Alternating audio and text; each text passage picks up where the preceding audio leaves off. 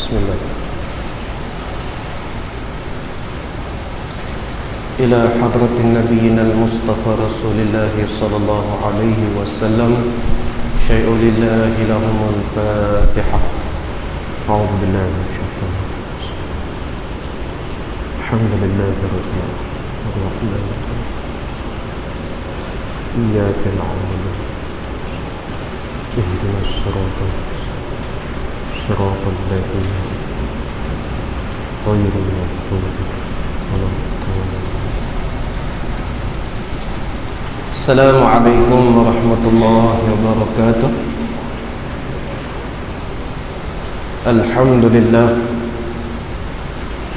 Alhamdulillahilladzi anzala as-sakinata fi qulubil mu'minin liyazdadu imana ma'a imanihim.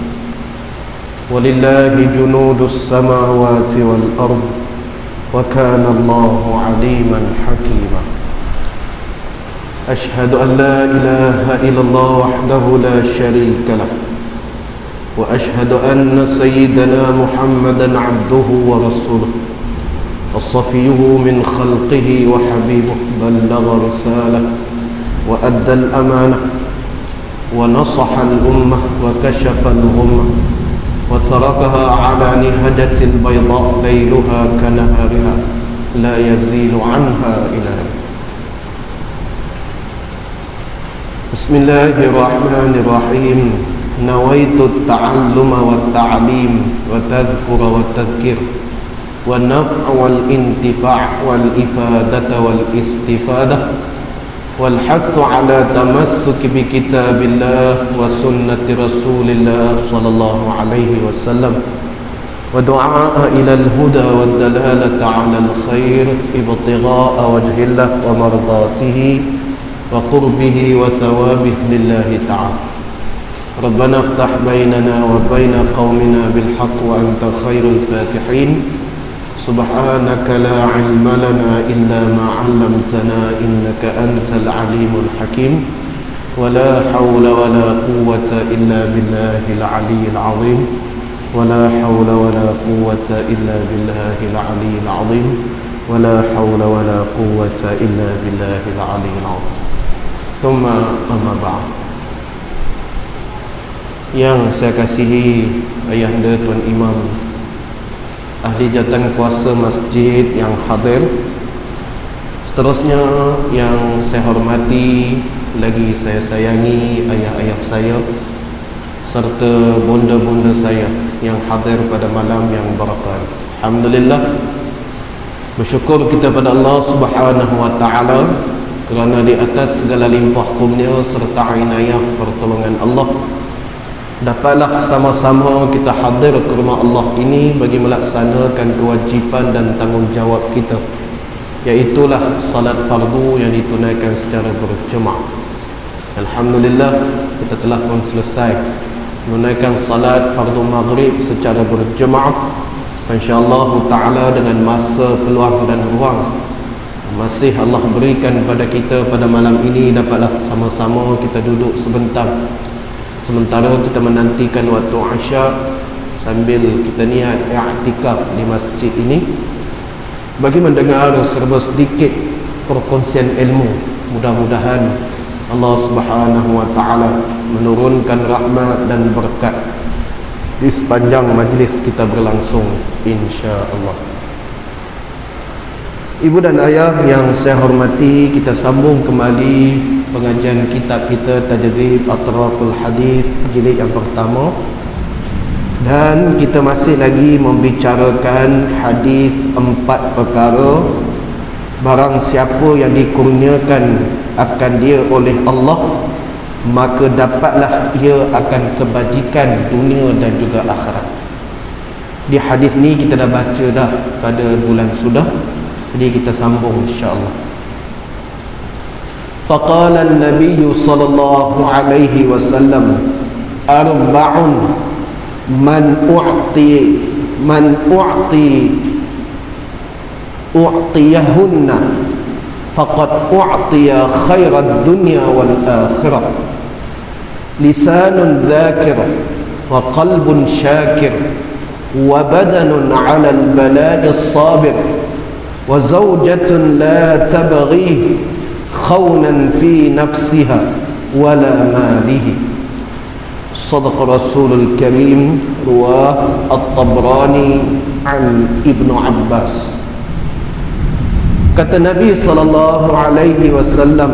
4 perkara barang siapa yang dikurniakan akan dia oleh Allah Ta'ala, maka senyap dapatlah ia akan kebajikan dunia dan akhirat sama sekali.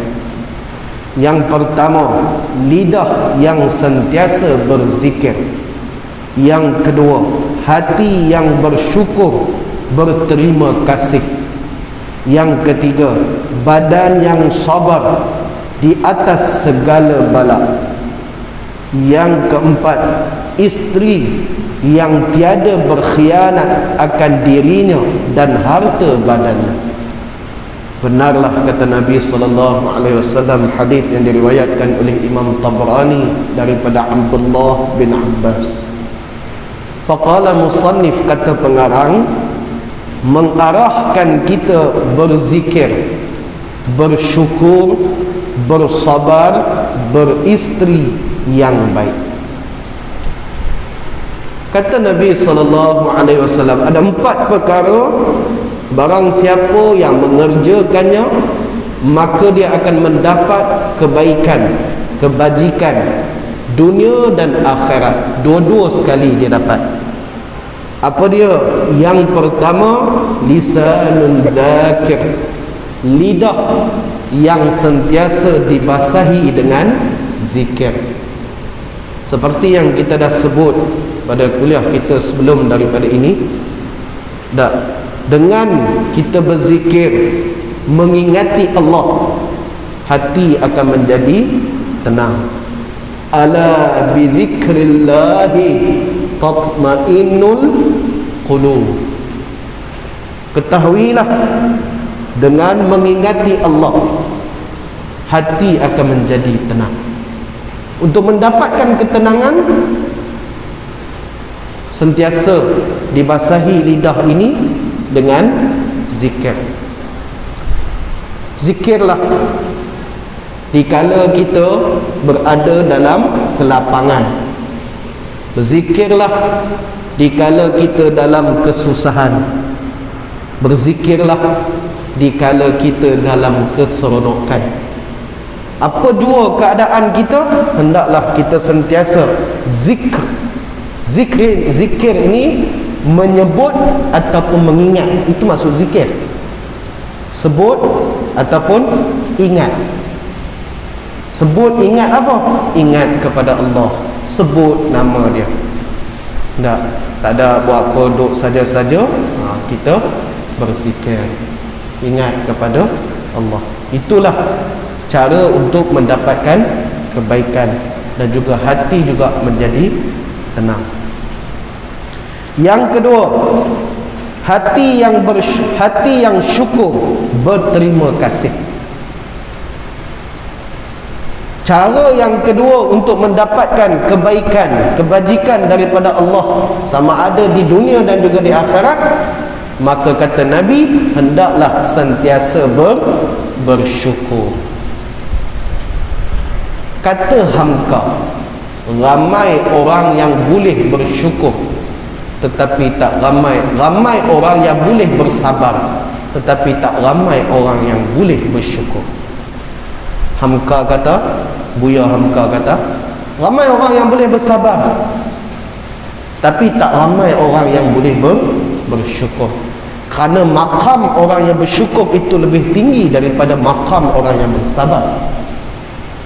Jadi sentiasalah menjadikan diri kita ni bersyukur sangat. Syukur, tanda penghargaan, terima kasih kita kepada Allah Subhanahu wa ta'ala. Kalau dalam nak menghayati surah Ibrahim ayat yang ke-6, la in syakartum la azidannakum wa la in kafartum inna adzabi lasyadid. Ibrahim. Dalam nak menghayati ayat tersebut, sekiranya kamu bersyukur, Jadi macam mana cara nak bersyukur tu? Kata Syekh Mutawalli Sya'rawi dalam tafsirnya, yang disebut syukur itu ada dua. Cara untuk mendapatkan syukur adalah dua. Yang pertama, caranya adalah dengan mengungkapkan kalimah Alhamdulillah. Dan yang kedua, hendaklah kita menunaikan apa yang kita perolehi itu kepada jalan Allah, iaitulah menginfakkannya. Itu cara kita nak bersyukur. Yang pertama, kita sebut Alhamdulillah, tanda kesyukuran seorang hamba kepada Allah Subhanahu wa ta'ala. Dan yang kedua, kita menginfakkan. Kalau dia berupa bentuk tubuh badan, cara kita nak bersyukur, pertama, Alhamdulillah, Allah masih lagi bagi kita kesihatan. Yang kedua, dengan kita melaksanakan titah perintahnya. Itu tanda cara ataupun cara untuk kita bersyukur. Selain daripada kita sujud syukur dan sebagainya. Tak. Syarat bila mana kita bersyukur itu, Allah janji, la azidannakum, aku akan tambah nikmat kepada kamu. Wala in kafartum, sekiranya kamu kufur terhadap nikmatku, inna adabi lasyadid, Allah bagi peringatan, sesungguhnya azab aku terlalu keras. Oleh itulah, apa jua keadaan kita sekalipun, ungkapkanlah ucapan syukur, tanda kita berterima kasih kepada Allah Subhanahu wa ta'ala dalam apa jua keadaan. Yang kita selalu sebut, Alhamdulillah alladhi ala kulli hal. Alhamdulillah alladhi ala kulli hal. Segala puji bagi Allah bagi tiap-tiap sesuatu itu urusan. Bersyukur, tanda kita bersyukur dalam apa jua perkara.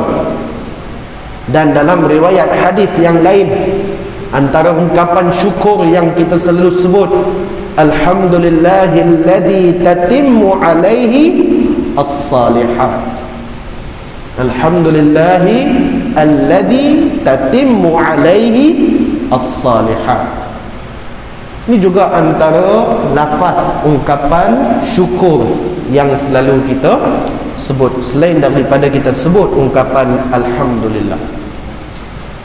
Sentiasalah hati kita ni bersyukur dengan apa sahaja yang Allah Ta'ala kurniakan, maka kita akan mendapat kebaikan, kebajikan dunia dan akhirat. Yang ketiga, badan yang sabar di atas segala bala. Yang ketiga, sabar di atas segala bala. Ibu dan ayah yang saya hormati, untuk mendidik diri supaya bersabar, lain tak bukan adalah sentiasa kita perlu menjalani sesuatu. Apabila Allah uji kita, maka hendaklah kita menahan mulut kita daripada mencerca perbuatan tersebut. Itu satu. Yang kedua, bersyukur terhadap ujian yang telah Allah Ta'ala uji kita. Bersyukur. Itu cara kita nak bersabar. Setiap daripada kita ni ujiannya berbeza. Ujian Allah Ta'ala kepada kita ni berbeza. Tetapi Allah tidak akan memberatkan seseorang itu dengan satu ujian yang kita sendiri tak mampu untuk melaluinya. Berdasarkan firman Allah, la yukallifullahu nafsan illa wus'aha. Al-Baqarah. Tidak akan Allah memberatkan seseorang itu melainkan apa yang termampu untuk diusahakannya. Allah tidak akan membebankan seseorang melainkan apa yang kita mampu. Dan ujian Allah kepada kita itu adalah semestinya. Bila Allah jadikan kita, maka Allah akan uji kita. Masa itulah nilaian terhadap diri kita, sama ada kita mampu bersabar ataupun tidak. Allah sebut dalam Al-Quran, dalam Al-Baqarah, وَلَنَبْلُوَنَّكُمْ بِشَيْءٍ مِنَ الْخَوْفِ وَالْجُوعِ وَنَقْصٍ مِنَ الْأَمْوَالِ وَالْأَنْفُسِ وَالثَّمَرَاتِ وَبَشِّرِ الصَّابِرِينَ. Al-Baqarah. وَلَنَبْلُوَنَّكُمْ, waw itu namanya waw qasam namanya, waw sumpah, bukan waw ataf, bukan waw yang menunjukkan makna dan. Dan ni kalau dalam bahasa Arab disebut ataf. Muhammad wa Ali, Muhammad dan Ali. Waw tu bukan makna dan, bukan waw ataf, tetapi namanya waw qasam, yang bermaksud Allah bersumpah kamu akan diuji dengan sesuatu. Kita semua ni akan diuji. Ini adalah sumpah daripada Allah. Al-Mulk ayat yang kedua yang kita selalu baca, Alladhi khalaqal mauta wal hayata liyabluwakum ayyukum ahsanu amala. Bila Allah jadikan kita, maka pada waktu itulah Allah liyabluwakum, untuk menguji kamu, ayyukum ahsanu amala, di manakah, apakah antara amalan kamu yang paling terbaik. Allah uji. Pada masa itulah kita nak tahu sabar ke tak kita ni. Tak, memanglah kita bila diterima ujian, ada orang mai habaq kat kita, sabarlah mak, oi ni ujian, kita kata. Tak, sabar banyak-banyak. Kalau dia jenis hang tak tahan, dia kata apa? Hang bolehlah kata kat aku, pasal hang tak kena ni aku. Kan? Memang kita faham yang melalui ujian tu dia, tapi kita mampu untuk mengungkapkan supaya dia bersabar. Nah, itulah maksudnya. Ya, inilah yang dikatakan sabar di atas segala bala. Nah, sekarang ni berlakunya wabak Covid ni, maka tetaplah kita bersabar. Mudah-mudahan berkat kesabaran kita dalam menghadapi wabak ni, Allah segera mengangkatkan dan kita dapatlah menjalani kehidupan kita seperti biasa. Rindunya kita untuk solat secara rapat, berjemaah solat rapat-rapat. Dah hampir 2 tahun dah. 2 tahun dah. 2020 sampailah kalau dah. Jadi rindu sangat. Lama mana kita nak salat secara lagu ni. Itulah, mudah-mudahan Allah dapatlah segera sembuhkan daripada bala. Maka hendaklah kita bersabar, mudah-mudahan insya-Allah. Yang ketiga, yang keempat, isteri yang tiada berkhianat akan dirinya dan harta bendanya. Yang keempat iaitu isteri yang baik, kata pengarang.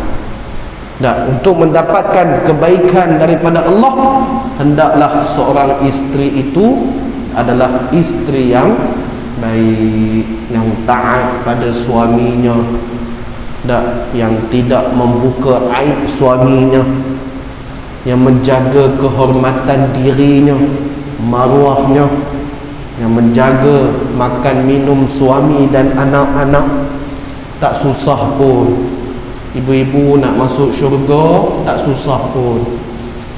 Taat perkara-perkara ini, taat kepada suami, taat kepada Allah dan Rasul, taat kepada suami, penuhkan hajatnya, jaga dan pelihara aibnya.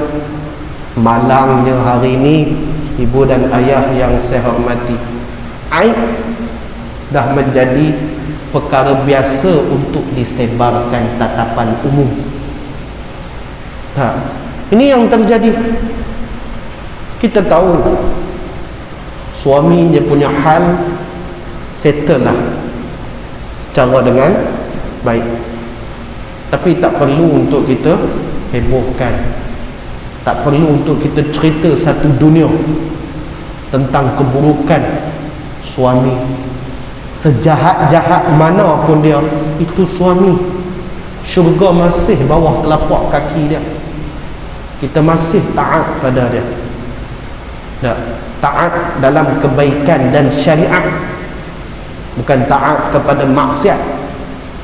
Selagi mana dia menyuruh kepada kebaikan, selagi itulah kita wajib taat. Tak. Jadi aib ni dah jadi perkara biasa. Orang duk rakam, kemudian duk cerita ke orang, inilah keburukan suami dia. Orang akan nampak, satu memang salah suami, yang kedua hang tak pandai jaga suami.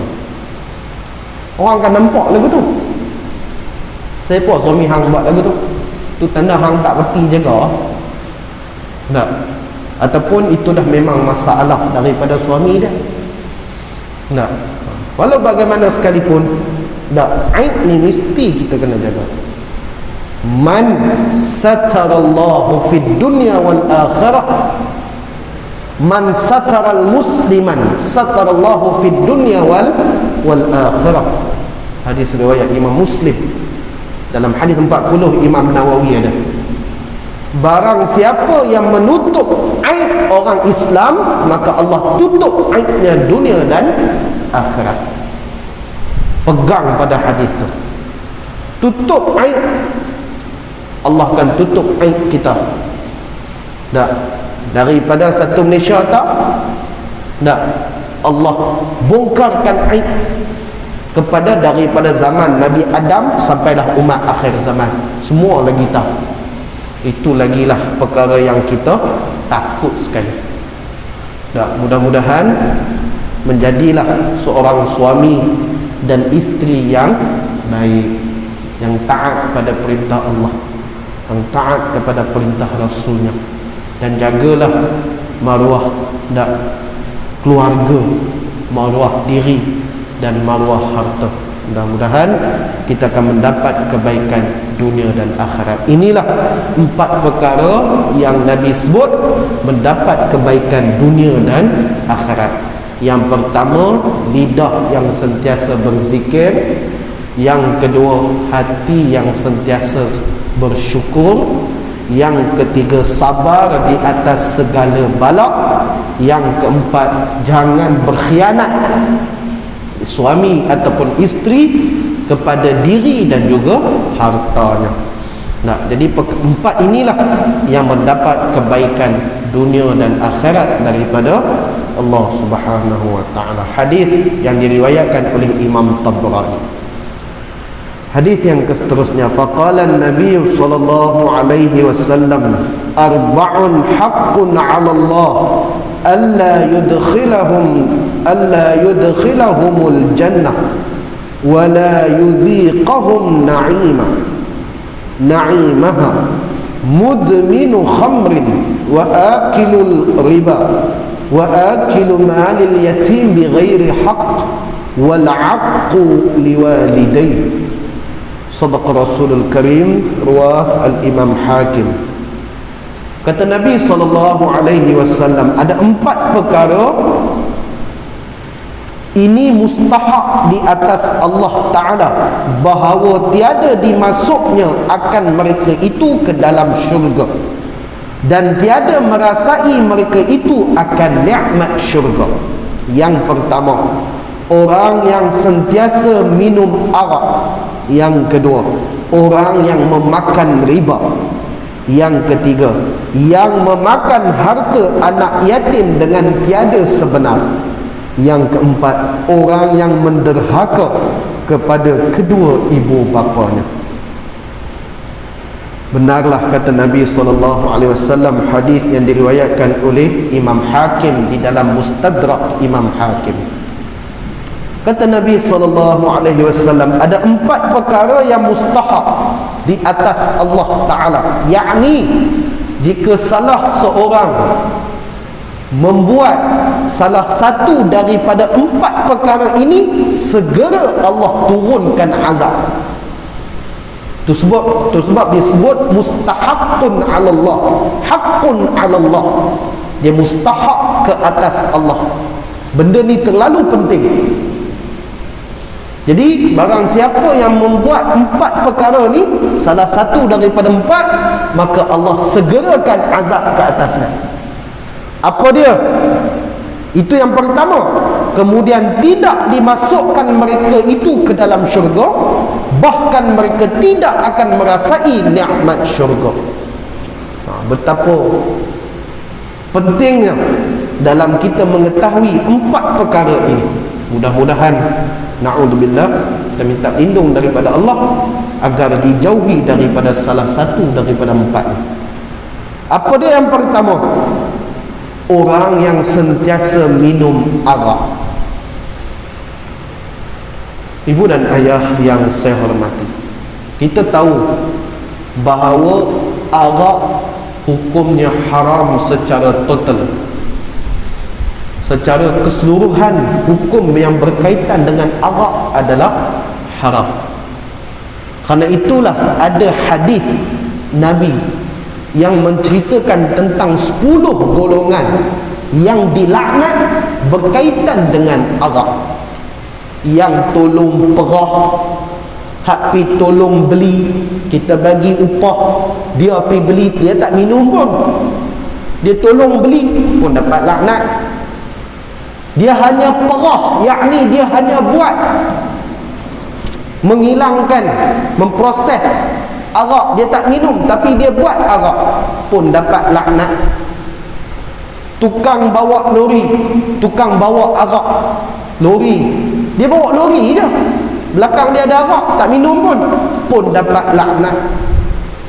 Kerana itulah perkara ini cukup mustahab, cukup penting. Yang berkaitan dengan arak, semuanya diharamkan. Kerana dalam Quran jelas Allah Subhanahu wa taala sebut, ya ayyuhalladzina amanu innamal khamru wal maisir wal azlam wal ansab rijsun min amali syaitan fajtanibuh la'allakum tuflihun. Wahai orang yang beriman, sesungguhnya arak, judi, sembah berhala, menilik nasib, itu adalah rijs, itu adalah perbuatan amal keji syaitan. Fajtanibuh, maka jauhlah kamu daripadanya. La'allakum tuflihun, mudah-mudahan kamu beroleh kejayaan, tergolong daripada kalangan orang yang berjaya. Jadi ayat itulah yang menceritakan kepada kita tentang pengharaman arak secara total. Ada 3 peringkat pada permulaan sebelum arak tu diharamkan secara total. Yang pertama, Allah sebut, ya ayyuhalladzina amanu la taqrabus salah wa antum sukara hatta ta'lamun ma taqulun. Wahai orang yang beriman, jangan kamu menghampiri solat sedangkan kamu dalam keadaan mabuk, sehingga kamu tahu apa yang kamu baca. Itu pada peringkat yang pertama. Belum lagi haram secara total, hanya dalam solat. Kalau nak solat tak boleh minum arak. Belum lagi total. Pengharaman yang kedua, yas'alunaka 'anil khamri wal maisir qul fihima ithmun kabir wa manafi'u linnas wa ithmuhuma akbar min naf'ihima. Ayat yang kedua, ditanya kepada engkau wahai Muhammad tentang arak dan judi, katakanlah kedua-duanya itu adalah dosa besar, sekalipun ianya mendatangkan manfaat, tetapi kedua-dua itu adalah terlalu besar dosanya. Belum lagi secara total. Dan ayat yang ketiga yang kita baca tadi, ya ayyuhalladzina amanu innamal khamru wal maisir wal ansab wal azlam rijsun min amali syaitan fajtanibuh la'allakum tuflihun. Maka ayat itulah yang mengharamkan arak, judi, nilik nasib, sembah berhala adalah perbuatan syaitan dan hendaklah kita jauh. Dan ayat itulah yang mengharamkan keseluruhannya secara total. Jadi apa saja yang berkaitan dengan arak, semuanya adalah diharamkan. Tak, benarlah kata tuan guru kita dulu, satu titik air arak jika dimasukkan ke dalam rongga kerongkong ni, Allah tolak amalnya 40 tahun. Tak? Pesan tuan guru kita dulu, satu titik air arak masuk dalam rongga kerongkong ni, Allah tolak amal 40 hari. Tak, maaf, 40 hari Allah Ta'ala tolak amal. Satu titik 40 hari tolak. Na'udzubillah. Mudah-mudahan Allah pelihara kita daripada terjebak dengan minuman-minuman alkohol seperti arak tu. Tak, banyak lagi minuman duk ada, tu pun tak larat nak minum. Bulan puasa cukup kan, pergi bazar Ramadan. Dia ayak ni bulan puasa tak ada, bulan bila mai bulan puasa macam-macam ayak ada. Mana ayak apa, mata kucing, mata macam-macam lah, ayak tembikai susu, ada ayak katira, macam-macam. Nak sampai penuh. Kira 5-6 kedai tu dia punya, 5-6 tapak tu kedai ayak dia saja. Tak, tu pun tak habis kita minum pun. Banyak lagi ayak lain duk dah. Itu yang pertama. Yang kedua kata Nabi SAW, wa akilu riba, iaitu memakan riba. Golongan yang kedua yang disegerakan azab oleh Allah, tak dapat menikmati nikmat syurga. Yang kedua adalah mereka yang memakan riba. Ibu dan ayah yang saya hormati, ma ma'na riba? Apa maksud riba? Dalam kitab fiqh, riba maksudnya az-ziyadah 'alal mablagh, iaitu penambahan dalam nilaian. Itu dinamakan sebagai riba. Penambahan di dalam nilaian. Kita menambah nilai yang bukan sepatutnya. Itulah yang dikatakan sebagai riba. Ataupun bahasa moden sekarang ni disebut dengan interest. Interest. Dia tak sebut bunga, petah lagi nak sebut riba. Dia sebut interest. Bahasa orang putih, bahasa kita nampak macam elok bunyinya. Bahasa kita sebut sebagai faedah. Ibu dan ayah yang saya hormati, perbahasan mengenai riba ni cukup panjang. Sebab kita sendiri pun tu ambil kereta, kereta ada juga interest, rumah pun ada interest, pinjaman peribadi pun ada interest dia. Apa yang tak ada interest ni? Tak ada. Semuanya ada interest. Melainkan kalau pinjam 20, bayar 20,000 balik, tu lain. Tapi ada interest type. Perbahasan dia panjang, tetapi kita kembali pada hukum asal. Hukum asal riba apa dia? Haram. Ahallallahu al-bay'a wa haramu ar-riba. Surah Al-Baqarah. Allah menghalalkan jual beli dan mengharamkan riba. Ayat itu jelas, tak perlu ditakwil, tak perlu ditafsir lagi.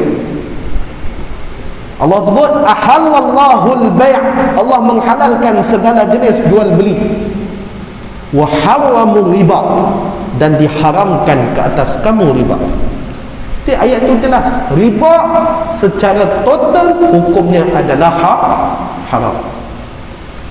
Oleh itulah Nabi pesan kat kita, jauhkan perkara riba ni. Jangan kita sesekali cuba untuk melakukan perbuatan ataupun memakan harta riba. Kalau nak dibahaskan melalui muamalat, panjang cerita. Kerana ada pendapat ulama yang bukan nak membenarkan riba, tetapi bersyarat. Tak? Ada pandangan ulama mengenai tersebut. Dan ada pandangan ulama yang mengharamkan secara total riba. Walaupun kereta yang kita ambil ada interest tu pun di sisinya dikatakan haram. Ada. Kerana itu lebih baik kita ambil secara cash. Tapi ialah cash. Tak. Azia saya pun cash 20,000, 23 bang. Mahal kan? Kereta nak dapat cash bukan tak boleh, boleh tapi lambat lah nak kumpul duit kau semua kan? Lah ni tambah orang baru kerja, hutang tu dah jadi kebiasaan lah, tak terlepas lah. Walaupun ada pandangan ulama yang kita tengok pandangan muasarah, ulama yang kontemporari ini, ada daripada kalangan mereka membenarkan tetapi bersyarat. Dia tak lari daripada hukum asal, masih lagi mengatakan riba itu adalah haram, tapi dia tak lari pada hukum asal. Dan ada ulama yang mengharamkan secara total, secara keseluruhan riba. Itu perbahasan tu panjang, dia kena melalui ilmu fiqh muamalat. Fiqh muamalat bolehlah diterangkan secara panjang mengenai riba dalam Islam. Bayangkan riba dalam Islam. Ada tajuk apa buat riba dalam Islam. Lagu mana pandangan sisi ulama dalam nak menentukan sama ada boleh ambil ataupun tidak. Kalau ambil untuk kegunaan apa? Tak. Kalau ambil untuk kegunaan sekian-sekian adalah dibenarkan ataupun tidak. Semua itu dibahaskan. Panjanglah cerita, tapi sebab tu macam saya sebut tadi, kita kembali kepada hukum asal riba tu adalah haram. Kena berpegang pada yang tu. Baik. Jadi bila cerita bab khilaf mengenai dengan hukum riba, bukan sahaja khilaf ni wujud pada dalam muamalat, bahkan khilaf ni wujud juga dalam bab ibadah, bab jenayah, bab munakahat pun wujud khilaf. Ada ulama yang mengatakan tak jatuh talak seorang suami yang menceraikan isteri dalam keadaan terlampau marah. Dia terlampau marah, kemudian mentalakkan isteri dia. Pendapat mengatakan bahawa tidak jatuh talak, walaupun dia melafazkan talak dalam keadaan dia marah. Dan pendapat ulama yang lain mengatakan bahawa jatuh talak sekalipun dalam keadaan marah. Ulama yang kata tak jatuh kerana dia berpegang orang marah akalnya tak waras. Sebab tu dalam syarat talak, nak mentalakkan isteri mesti dalam keadaan sedar. Tidak lena, mimpi, bedah aku ceraikan hang. Isteri dia terkejut, padahal dia tengah tidur lena, mimpi itu sebut nama bini tu. Dah sebut nama bini, lafaz soreh pula, bukan lafaz kinayah, lafaz soreh. Weh beda aku ceraikan hang dengan talak satu. Mata 20 jam. Jadi ulama tu dia perbahasan mengenai khilaf ni terlalu banyak. Walaupun khilaf ini berlaku, tetapi kita hendaklah berpegang kepada majoriti ulama. Yang mana majoriti ulama pada pandangan tersebut, itulah kita pegang, terutamanya dalam mazhab kita Al-Imamuna Asy-Syafi'i. Tapi malangnya pada hari ini kita tengok bila isu khilaf ni dah menjadi satu perkara yang biasa. Khilaf tak jadi masalah. Macam saya sebut, ibu dan ayah saya dengar, kita boleh berkhilaf, tak jadi masalah. Mungkin ada yang setuju, ada yang tak setuju. Kalau setuju tak apalah, kalau tak setuju kita bahas pula dengan cara ilmu. bukan dengan cara emosi. Itu salah. Tak. Kerana kita tengok bila berlaku khilaf, ramai orang yang berbahas melalui emosi, sehingga ada pada saat ini sampai kepada satu tahap mengkafirkan. Mentang-mentang hang tak sama dengan aku punya pendapat, aku kafirkan hang. Ibu dan ayah, isu kafir mengkafir ni bukan isu kecil yang disebut sebagai takfir. Mentakfir, takfir ni bukan isu kecil. Bila kita mengkafirkan seseorang, besar isu tu, kerana melibatkan akidah. Tak. Berbeza pendapat pada zikir sebagai contoh, terus nak kata kawan tu kafir. Siapa kita nak menghukum? Itu satu. Yang kedua, hatta pandangan tersebut selagi mana tak jauh, dia tak lari daripada akidah, sampai pada satu tahap kita tak boleh nak menyatakan bahawa dia adalah kafir. Bukan. Sebab tu perkataan nak mengkafirkan orang bahaya. Tak. Tapi orang dah ambil benda ni, dia jadi mudah. Kafir mengkafir ni sebenarnya wujud pada zaman dulu lagi. Dah kembali semula, menghidupkan semula kafir mengkafir ni. Kerana itulah kita sebagai orang awam hendaklah berpegang kepada perkara yang sebetulnya. Apa yang ulama kita sebut, apa yang tuan-tuan guru kita sebut, kita berpegang. Sekiranya kita ada pandangan lain yang mungkin berbeza dengan tuan-tuan guru kita, janganlah kita mencemuh, menghina, dan janganlah kita nak sampai nak menjatuhkan maruahnya. Cukup kita berbahas apa benda yang kita tak setuju. Kalau sampai satu tahap, hang buatlah apa yang hang nak, aku buat apa yang aku nak. Tapi janganlah sampai tahap pada nak mengkafirkan dan sebagainya. Minta maaf kalau saya sebut, sebab perkara ini dah wujud pada zaman sekarang ni. Kerana itulah kita kena berhati-hati. InsyaAllah kita berhenti dekat ni dulu. Kita akan sambung pada kuliah kita yang akan datang. Orang yang memakan harta riba, mati tu. Hari ni 23 hari bulan 2.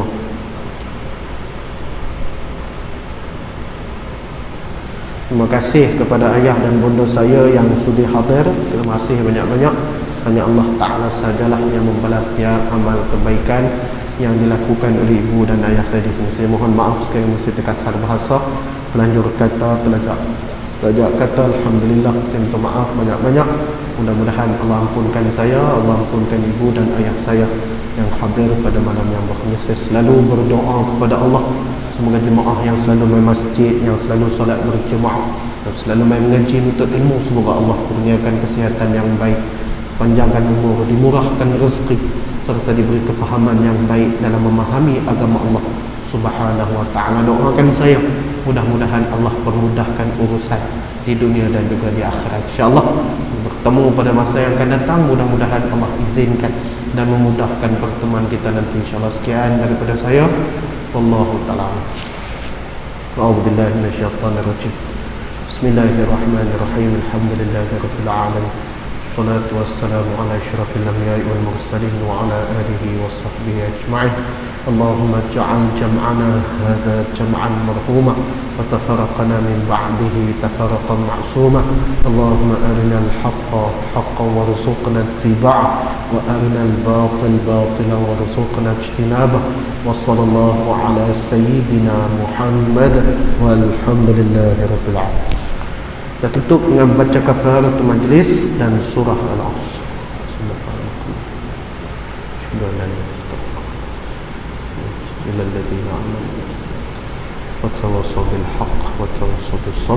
Assalamualaikum warahmatullahi wabarakatuh.